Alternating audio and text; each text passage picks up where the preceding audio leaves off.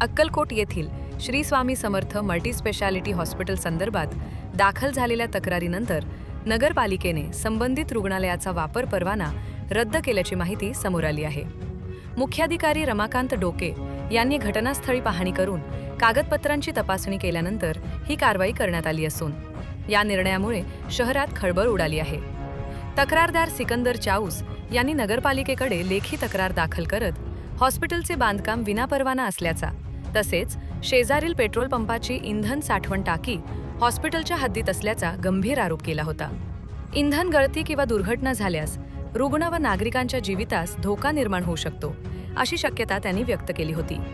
स्थळ पाहणी दरम्यान हॉस्पिटलच्या आवारात इंधन साठवण टाकी तसेच जवळच ऑक्सिजन सिलेंडर ठेवण्यात येत असल्याचे निरीक्षण नोंदवण्यात आले।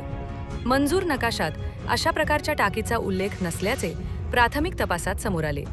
त्यानंतर संबंधित इंधन टाकीचा वापर तात्काळ बंद करण्याचे आदेश देण्यात आले।